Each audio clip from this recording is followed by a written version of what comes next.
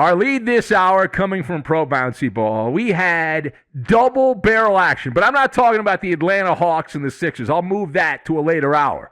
Game 1 of the Eastern Conference semifinals, Atlanta getting the win there. The main event was not that sham fight in Miami. It was in Los Angeles, where Luka Doncic and the Mavericks taking on Kawhi Leonard and the People's Team, the Clippers, for all the marbles in a winner-take-all Game 7 opening round. Is there anything better than a Game 7 situation, right? Single elimination at that point, and I planned my whole day around this particular event there. I don't know if you watched it or not, maybe not. Kawhi Leonard lighting it up in the second half, 15 of his 28 points in the second half, and there were some stretches in that second half where the Clippers absolutely poleaxed the Mavericks, and the Clips led by as many as 19 points in a Game 7. How disappointing for those that jumped ship. How disappointing for those that didn't believe, that didn't think this was possible. The Clippers ended up pulling away. They win by 15 points. The Clippers won by 50. But they can't win at home. Nobody can win at home. Oh, how wrong you were. How wrong you were. And you know who you are. And I feel bad for the trolls. They had to crawl behind the refrigerator again, right? The cockroaches had to crawl behind the refrigerator. The People's Team, America's team, as my friend, one of the great sports writers out there, Rob, told me. He said, they're really America's team. My guy in Vegas, and he's right. The People's Team advancing to take on the number 1 seeded big bad Utah Jazz in the second round, and Luka Doncic with a meaningless 46-point, 14-assist performance. But Dallas going home. They can go hang out with LeBron and the Lakers. A first-round loser in the NBA playoffs to the Clips for the second consecutive year. How wonderful is that? All right, let us discuss. Now, the question, what are your takeaways here from the Game 7 that goes the way of the Clippers in a lopsided final over the Mavericks? So I've got the Ninja, Aneurysm, and Kool-Aid. And we will combine all of these things together, and we're going to make some mac and cheese, because I haven't had mac and cheese in a while. I like mac and cheese. All right, now, the Clippers, let's be honest. Listen, they boxed themselves into a tough spot. They lost the first 2 games at home. And there were many trolls like my producer who said, oh, they're not going to come back. No one ever comes back losing the first 2 games at home. And I said, well, yeah, it's happened a few times. Why can't these guys do it? They're pretty good. And they came out, they punched themselves into that situation, and they punched themselves out of that situation. And they really had no choice in the matter. This was the path the Clippers chose. And the Clippers, they wanted to play the Mavericks in the first round. If you pick your path, the rules of engagement, you've got to bring your machete and get through at least the first part of the path. If this is you lost to 2 of the worst teams in the NBA this season at the end of the year, Oklahoma City and Houston, to have this matchup, you've got to beat Dallas. And they did it. They did it. And Kawhi Leonard, he made sure, he said, listen, we're not going to be a pack of losers here. We're not going to lose to Dallas. Who loses to Dallas? Come on, that's a football city. That's not a basketball city. And that is a reminder that in this snapshot in time, Kawhi Leonard better than LeBron James. Now, both the Clippers and Lakers faced 3-2 deficits in the opening round of the NBA playoffs. Each team was missing a key player. The Lakers, Anthony Davis, street clothes, and Raggedy Ann, as we call him on this show. The Clippers, Serge Ibaka, a 2-time block champ, 3-time all-defensive player, and he wasn't playing. Now, LeBron James implied to anyone that would listen that his shoulders were up to the challenge, that he was going to put the Lakers on his back and lead them back against the Suns down 3-2. Kawhi Leonard made no such guarantees. He doesn't make guarantees. He doesn't say anything.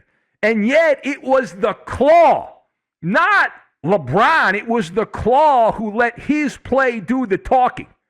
Kawhi Leonard, a ninja, silent but deadly. Just to back that up, the last 2 games against Dallas, backs against the wall, lose, you're done. Elimination games. Kawhi Leonard shot 70% from the floor, had 73 points. It was just amazing. 28 of 40 from the floor, 16 rebounds, 12 assists, 6 steals. Just for comparison's sake and laugh and giggles, LeBron James, the man that made the promise that he was going to put the Lakers on his back, he had 53 points, shot 44%, a pedestrian shooting percentage. And LeBron trailed in rebounds. Kawhi had more rebounds. LeBron had a couple more assists, but Kawhi had many more steals than LeBron. This is the difference between Kawhi versus LeBron. At this point in their careers, Kawhi is a hand grenade and LeBron is a water balloon. That's the reality. Now, part B of this, the Clippers winning this Game 7 with a monsoon. Did you see it? It was a monsoon in L.A. of points that went from midway through the third quarter and carried over to the start of the fourth quarter. From the 6:52 mark of the third into the fourth, the Clippers, the People's team, outscored the Mavericks 30-6 in that stretch. Dallas had a 5-point lead. They were thinking, oh, here we go. You know, I got the tweets coming in. You trolls, you were all excited. You were orgasmic, the trolls. Oh, the Mavericks are up by 5. It's playoff P again. Oh, the Clippers are going to collapse. And then they go 30-6 on the run. Abracadabra, presto! Clippers led by 19 points. The Mavericks in a trance-like state. In that stretch of time, Dallas shot 17% against that shutdown Clipper defense. And that aneurysm that the Mavericks had cost them the game. And Luka Doncic was part of that. He sucked at a time you cannot suck. He was 2 of 7 from the floor in that stretch. I thought he was God's gift to the NBA. Why couldn't he be more offensive in that stretch? In the back-breaking one, Kawhi Leonard had 11 points. How about Marcus Morris? Now, he had been a thief in the night there for the Clippers in some of these games. Man, he sucked. But he didn't suck in this game. And in that stretch, he knocked down several money balls. He had 9 points. Even Luke Kennard. The Mavericks got beat by Luke Kennard, for God's sakes. He had 8 points.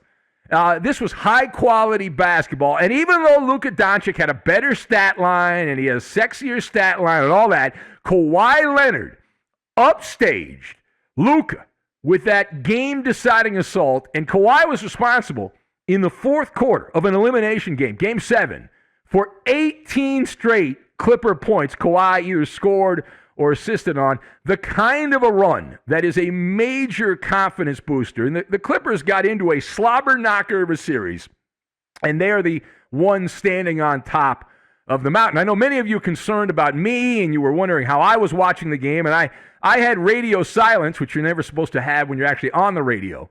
But I stayed off the social media. I did till the game ended. Did not want to see the hatred and all that, because that's all social media is. So I didn't even go on there. And the MALLER scale of joy, 1 to 10, with 10 being unbridled joy, I'm at a 7. Right? I'm not going to go higher. It was a first-round series. I can't go higher than a 7. I mean, it's a solid 7. It's a legit 7, but it's a 7. It's not an 8. It's not a 9. It's not a 10. It's a 7. Clippers are better than Dallas. They allowed stiffs like Tim Hardaway Jr. to play well in stretches and cost them games. You know, I don't want to sit here and shovel dirt on the Mavericks, but I would like to sing for everyone listening in Dallas, na na na na na na na na. Hey, goodbye. See you later. We'll take you on in the first round next year. Make it 3 years in a row. But they had to win. The Clippers had to win. No ifs, ands, or buts about it. And a reminder that they have removed the dead weight. The Clippers have let the dead weight go. Talking about Doc Rivers. How you liking Doc now, Philly? And Montrezl Harrell. How you doing, Laker Nation over there? How you doing, you historians? You like Montrez? He got another DNP. He didn't play in Game 7 either for the Clippers. How about that? Listen, those guys who vanished in 2020, the main culprits that they could get rid of without blowing the whole thing up are gone. They're gone. They're not walking back through that door. All right, last word here. So as the Clippers get ready for the Utah Jazz in the conference semifinals, we must take a moment to mourn the loss of a very popular NBA storyline, which died on the vine. The storyline is Luka Doncic is God's gift to basketball. He's a stat machine and a fiend in the night. But is he a guy that leads his team to playoff series wins? Well, the jury is in on that so far. 0 for 2. I keep hearing from the trolls how bad the Clippers are. Well, Luka's 0 for 2 in his postseason career against the Clippers. How about that one? You know, the next Larry Bird. Luka was not up for the challenge. You won't hear that elsewhere because there's a lot of the media that kowtow to the NBA narrative. He failed to push the Mavericks past the finish line. We said several times here that Luka came up small down the stretch of games. Now, on cue, the NBA media back scratchers started making excuses. It's not his fault. He was hurt during the series. Luka's teammates suck. They ran out of gas. He had to do too much. Blah, blah, blah, blah, blah, blah, blah, blah, blah, blah, blah. Keep guzzling the Kool-Aid. Keep guzzle the Kool-Aid. Keep doing it. Get back to me when he wins. Get back to me when he leads the team to victory in a postseason series. Singing from the same hymn sheet, right? I mean, over and over again.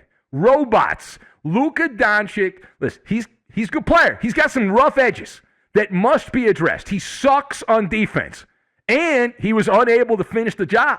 Close, but no cigar. I'll give him a nice participation trophy because that's what we do these days. We give out participation trophies. That's how we handle it. All right, let's hear from Luka himself here, the darling of the NBA media.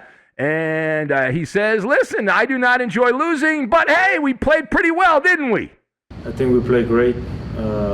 We gave everything. I'm really proud of this team. Obviously, I hate losing. We hate losing, but I'm proud of my team. Yeah, very proud. I'm proud of them, too. I think the Mavericks should play like this anytime they match up with the Clippers. I think they should bring that same effort and energy, especially in their home games in Dallas. Remember that? Oh, yeah. We broke that myth. We debunked. Oh, home court. Yeah. Luka, play the Luka drive. Play it more, Roberto. Hit it again. And I'm golfing this week. I'll be golfing. My name is Luka, and I'll be golfing because I won't be getting ready to take on the Jazz in the next round of the playoffs. All right, now Luka also pointing out to all you toe suckers out there, you toe lickers, Luka pointing out that he failed. He's at least, I'll give Luka credit. He admitted, I don't know if he's just doing this because it sounds good, but Luka admitted he didn't get it done, even though everyone's kissing his tuchus. Nothing yet, you know. We've been in the playoffs twice since I'm there. We lost both times, so nothing yet, you know. You get paid to win, so we didn't do it. That's right. You got paid to win. He didn't win. He's a loser. Sorry. Put the bag on your head. My name is Luka.